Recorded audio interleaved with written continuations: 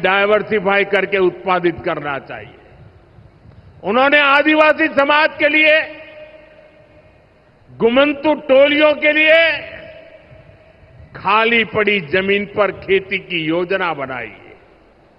ये मेरा सौभाग्य है कि मुझे एक आदिवासी बेटी आज जो भारत के राष्ट्रपति पद पर विराजमान है, उनके मार्गदर्शन में मेरे आदिवासी भाई बहनों की सेवा करने का मौका मिला है। देवी अहल्या ने विश्व प्रसिद्ध माहेश्वरी साड़ी के लिए नए उद्योग लगाए और बहुत कम लोगों को पता होगा कि देवी अहल्या जी हुनर की पारखी थी और वो जूनागढ़ से, गुजरात में जूनागढ़ से कुछ परिवारों को माहेश्वर लाई और उनको साथ जोड़ करके आज से 250-300 साल पहले ये माहेश्वरी साड़ी का काम आगे बढ़ाया, जो आज भी अनेक परिवारों का वो गहना बन गया है और जिससे हमारे बुनकरों को बहुत फायदा हुआ। साथियों, देवी अहल्याबाई को कई बड़े सामाजिक सुधारों के लिए भी हमेशा याद रखा जाएगा।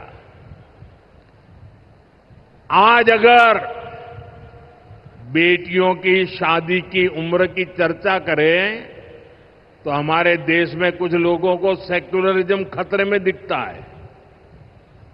उनको लगता है ये हमारे धर्म के खिलाफ है। ये देवी अहल्या जी देखिए, मातृशक्ति के गौरव के लिए उस जमाने में बेटियों की शादी की उम्र के विषय में सोचती थी। उनकी खुद की शादी छोटी उम्र में हुई थी, लेकिन उनको सब पता था कि बेटियों के विकास के लिए कौन सा रास्ता होना चाहिए। ये देवी अहल्या जी थी, उन्होंने महिलाओं का भी संपत्ति में अधिकार हो, जिन स्त्रियों के प्रति की असमय मृत्यु हो गई हो वो फिर विवाह कर सके। उस कालखंड में ये बातें करना भी बहुत मुश्किल होता था, लेकिन देवी अहल्याबाई ने इन समाज सुधारों को भरपूर समर्थन दिया। उन्होंने मालवा की सेना में महिलाओं की एक विशेष टुकड़ी भी बनाई थी। ये पश्चिम की दुनिया के लोगों को पता नहीं है, हमें कोसते रहते हैं। हमारी माताओं बहनों के अधिकारों के नाम पर हमें नीचा दिखाने की कोशिश करते हैं। 250-300 साल पहले हमारे देश में सेना में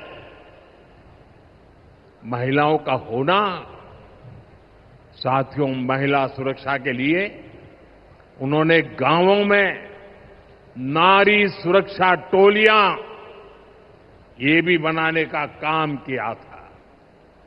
यानी माता अहल्याबाई राष्ट्र निर्माण में हमारी नारी शक्ति के अमूल्य योगदान का प्रतीक है। मैं समाज में इतना बड़ा परिवर्तन लाने वाली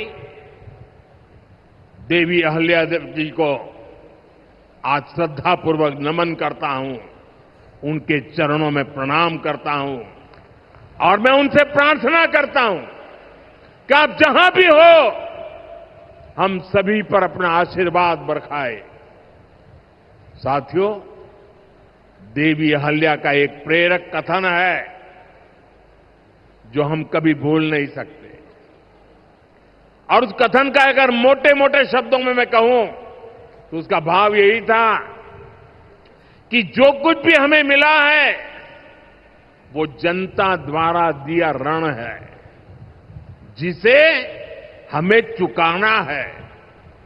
आज हमारी सरकार लोकमाता अहिल्याबाई के इन्हीं मूल्यों पर चलते हुए काम कर रही है। नागरिक देवो भव, ये आज गवर्नेंस का मंत्र है। हमारी सरकार विमेन लेड डेवलपमेंट के विजन को विकास की धुरी बना रही है। सरकार के हर बड़ी योजना के केंद्र में माताएं, बहनें, बेटियां हैं।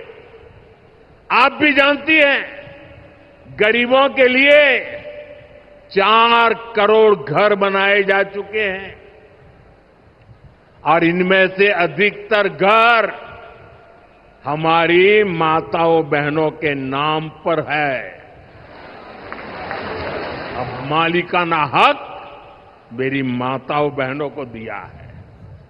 इनमें से ज्यादातर महिलाएं ऐसी हैं जिनके नाम पहली बार कोई संपत्ति दर्ज हुई है, यानी देश की करोड़ों बहनें पहली बार घर की मालकिन बनी है। साथियों, आज सरकार हर घर तक नल से जल पहुंचा रही है ताकि हमारी माताओं बहनों को असुविधा ना हो, बेटियां अपनी पढ़ाई में ध्यान दे सके।